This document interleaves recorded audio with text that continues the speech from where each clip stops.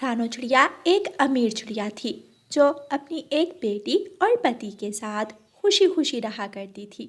गौरी कभी रानो चिड़िया के घर काम करती थी।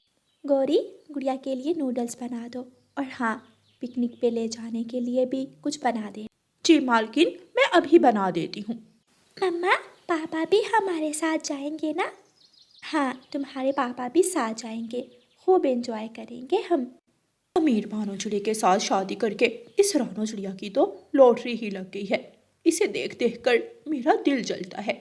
गौरी कभी रानो चिड़िया की हर चीज़ पर नज़र रखती और हमेशा उससे हसद करती थी। गौरी कभी जलते हुए नूडल्स बनाने लगती है।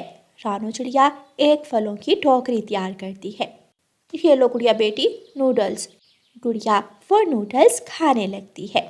कुछ देर बाद चिड़िया का नौकर पक्षी घर के अंदर आता है। मालकिन, सवारी तैयार है, आप आ जाएं। मानो जी तो अभी तक आए नहीं। मालिक कल आएंगे, आज उनको जरूरी काम से दूसरे जंगल जाना। गुड़िया उदास होकर मुंह बना लेती है। मम्मा, पापा फिर से दूसरे जंगल चले गए। कोई बात नहीं गुड़िया बेटी, हम अगली बार तुम्हारे पापा के साथ चले जाएंगे। नहीं, मुझे अब कहीं नहीं जाना। गुड़िया उदास होकर अपने कमरे में चली जाती है। रानो चिड़िया गुड़िया के पीछे जाती है। गुड़िया बेटी, प्लीज उदास मत हो, मैं तुम्हें तुम्हारा मनपसंद गिफ्ट ला कर दूँ। मुझे कुछ नहीं चाहिए। शाम हो जाती है। गुड़िया बेटी, बाहर आओ, तुम्हारे लिए एक सरप्राइज है।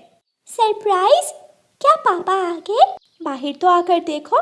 गुड़िया अपनी मम्मा के पास बाहर आती है। गाय, मम्मा कितनी सुंदर है ये गाय। मम्मा, क्या ये मेरे लिए है? हाँ, तुम्हारे लिए है। ये आज से तुम्हारी फ्रेंड है, ये हमेशा तुम्हारे साथ रहेगी। मम्मा, आप बहुत अच्छी हैं। हेलो प्यारी गाय, कैसी हो तुम? आज से हम दोनों फ्रेंड्स। हम गुड़िया गाय से ढेर सारी बातें करती है। यूं ही दिन गुजरते गए। एक दिन रानो चिड़िया बहुत ज़्यादा बीमार हो जाती है। मानो चिड़ा रानो चिड़िया को बुलबुल डॉक्टर के पास लेकर जाता है। इन्हें ब्लड कैंसर है, इनके पास ज्यादा वक्त नहीं है। क्या ये आप क्या कह रही हैं? रानो तो बिल्कुल ठीक थी, कभी भी कुछ नहीं हुआ, तो फिर ये ब्लड कैंसर? हाँ, ये बीमारी ऐसी ही है, अंदर ही अंदर घायल करती है और अचानक से बाहर आती है। उस दिन से मानो चिड़ा रानो चिड़िया का बहुत ज़्यादा ख्याल रखता है। पापा, मम्मा को क्या हो गया है? ये हर वक्त लेटी रहती है। अब तो मम्मा मेरे साथ खेलती भी नहीं है।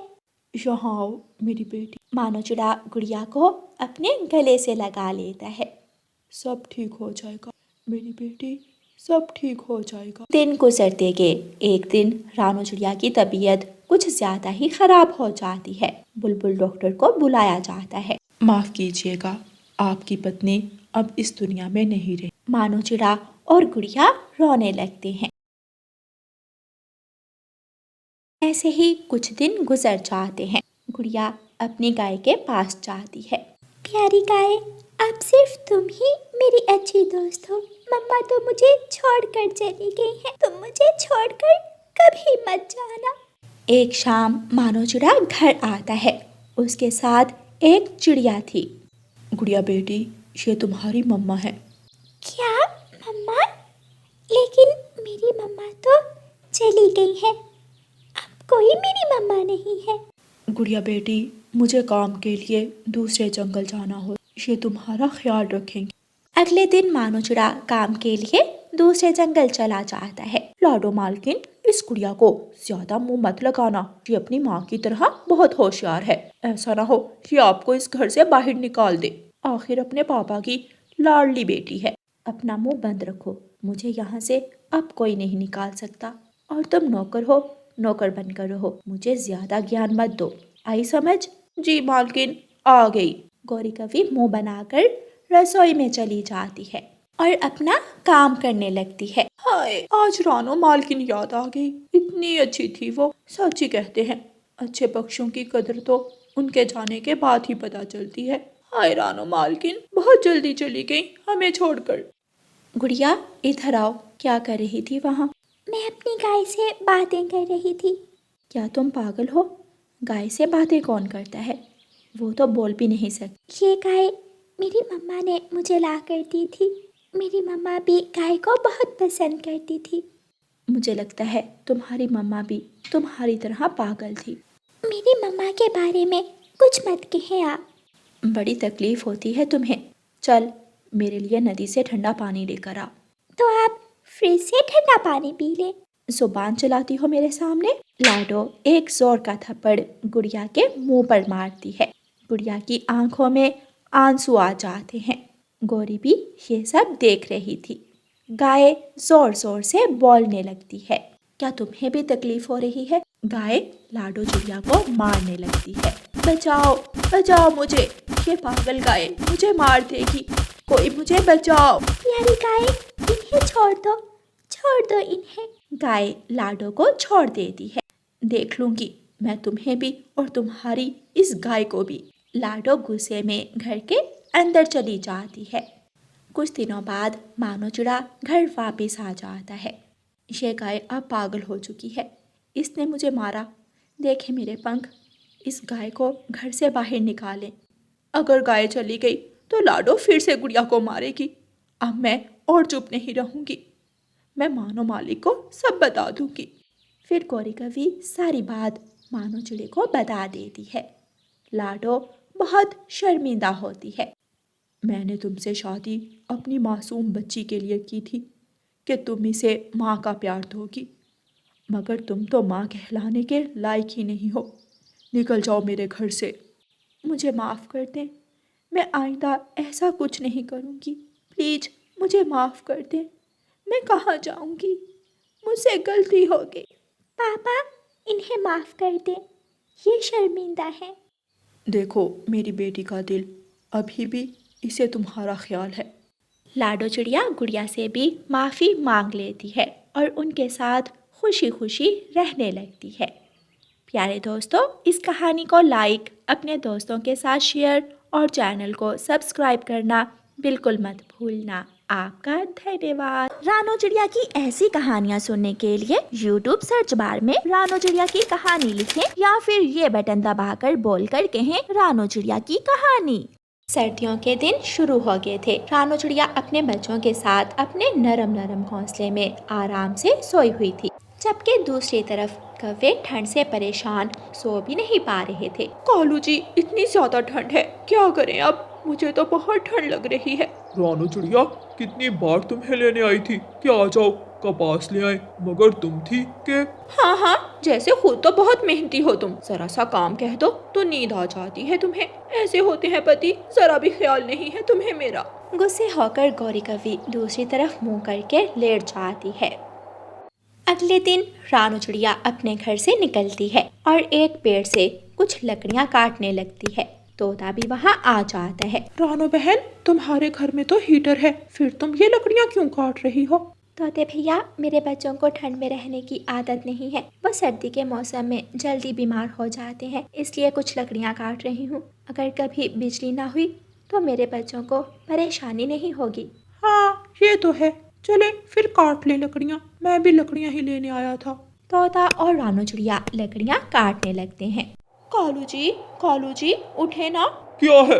क्यों मेरी नींद खराब कर रही हो?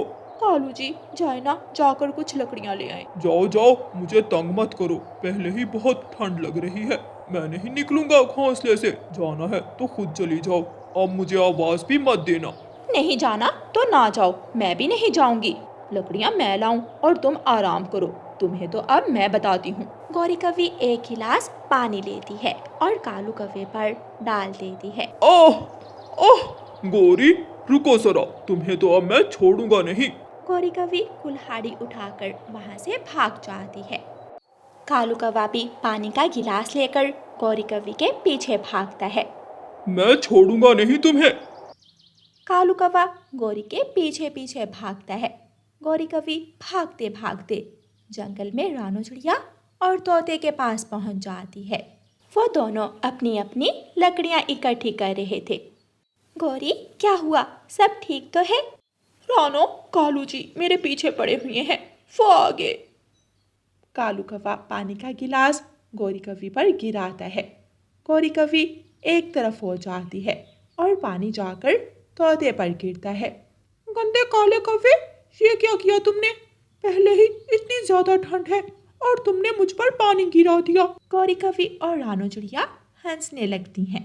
मैं तुमसे अपना बदला लेकर रहूंगा, मैं छोड़ूंगा नहीं तुम्हें। मैंने तो पानी गोरी पर डाला था, वो गलती से। गलती से या जैसे भी, अब मैं भी तुमसे बदला लूंगा, याद रखना तुम। ऐसे कहकर तोता अपनी लकड़ियां उठाता है और वहां से चला जाता है। कालू जी, अब आ तो गए ही हो, चलो अब कुछ लकड़ियां भी काट ही लो, वरना ये ना हो रात सारी फिर से जाकर गुजारनी पड़े। रानो चिड़िया भी अपनी लकड़ियां उठाकर वहां से चली जाती है और कौवे लकड़ियां काटने लगते हैं। रात होते ही आसमान से सफेद सफेद बर्फ गिरने लगी है। कौवों के घर में लकड़ियां जल रही थीं। रानो चिड़िया ने अपना हीटर चलाया हुआ था। बच्चों, जल्दी से खाना खाओ और अपने अपने बिस्तर में लेट जाओ। मम्मा, हमें अभी कुछ देर खेलना है। गुड़िया बेटी, आपको ठंड लग जाएगी। रानो चिड़िया अपने बच्चों को खाना खिलाती है और फिर वो सब अपने गरम गरम बिस्तर में लेट जाते हैं। मम्मा, हमें कोई कहानी सुनाए ना। मम्मा, आज हमें परियों वाली कहानी सुनाए। अच्छा ठीक है। बहुत दूर एक परी रहा करती थी जो दरिया की गहराई में रहती थी। वो पानी की परी थी। वो बहुत खुशी खुशी अपना जीवन गुजार रही थी कि एक दिन रानो चिड़िया अपने बच्चों को कहानी सुनाकर सुला देती है। कालू जी उठे, आग तो बुझ गई है, अब हम क्या करें? मुझे तो बहुत ठंड लग रही है। बाहर बर्फबारी हो रही है, इसलिए ठंड इतनी ज्यादा बढ़ गई है। कालू जी, जाओ और जाकर रानो चिड़िया का हीटर चुरा लाओ, वो तो बड़ी मस्त नींद सो रही होगी। चुरा कर लाऊं? हाँ, अपनी जान भी तो बचानी है ना। अब जाओ कालू जी, वरना मैं ठंड से मर जाऊंगी। कालू कौवा रात के अंधेरे में रानो चिड़िया के घर जाता है और चुपके से हीटर उठाकर वहाँ से भाग जाता है। कालू कौवा हीटर लेकर अपने घर चला जाता है। हीटर तो मैं ले आया हूँ, मगर इस खिड़की से आती हुई हवा का क्या करें? कालू, मैं खिड़की पर कपड़ा डाल देती हूँ। गोरी कौवी खिड़की पर कपड़ा डाल देती है और दोनों कौवे मजे से सो जाते हैं। इतनी सर्दी क्यों लगने लग गई है? रानो चिड़िया जब उठती है तो वहाँ उसका हीटर नहीं था। हाय, मैं मर गई, मेरा हीटर कहाँ गया? कितनी मुश्किल से मैंने पैसे जोड़ जोड़ कर वो हीटर लिया था, अब मैं क्या करूँगी? गुड़िया सोते हुए ही बोलती है, मम्मा, इतनी सर्दी क्यों लग रही है? रानो चिड़िया जल्दी से लकड़ियों को आग लगाती है। सो जाओ मेरी बेटी, ये काम जरूर उन काले कौवों का होगा, अब तो उनको मैं मज़ा ज़रूर चखाऊंगी। रानो चिड़िया पानी की बाल्टी उठाती है और कालू और गोरी कौवी के घर जाती है। कालू, गोरी, उठ जाओ, उठो, जल्दी करो, वरना मैं तुम दोनों पर पानी गिरा दूंगी। कालू और गोरी डरकर उठ जाते हैं। रानो, रानो, तुम तो मेरी बहन हो, मुझ पर पानी मत गिराना, ये सारा प्लान गोरी का था। ना रानो, मुझ पर पानी ना गिराना, प्लीज रानो। अगर तुम चाहते हो कि मैं तुम दोनों पर पानी ना गिराऊं, तो कालू भैया अपनी बहन का हीटर जैसे उठा कर लाए थे वैसे ही वापस छोड़ कर आओ। मैं अभी जाता हूँ। कालू कौवा जल्दी से हीटर उठाता है और रानो चिड़िया के घर वापस छोड़ आता है। रानो चिड़िया भी अपने घर चली जाती है और आराम से सो जाती है। अगले दिन जंगल में सूरज निकलता है। कालू कौवा एक पेड़ के पास धूप में लेटा सो रहा था। कालू कौवा मस्त सोया हुआ खर्राटे ले रहा था कि वहाँ तोता आता है। अब लूंगा मैं अपना बदला। तोता उड़ता हुआ आता है और कालू कौवे पर पानी डालकर वहाँ से भाग जाता है। कौन कौन कौन है? तोते, तुम्हें तो मैं छोड़ूंगा नहीं। कालू कौवा पीछे पीछे और तोता हंसते हुए आगे आगे भाग रहा था। प्यारे दोस्तों, इस कहानी को लाइक, अपने दोस्तों के साथ शेयर और चैनल को सब्सक्राइब करना बिल्कुल मत भूलना। आपका धन्यवाद।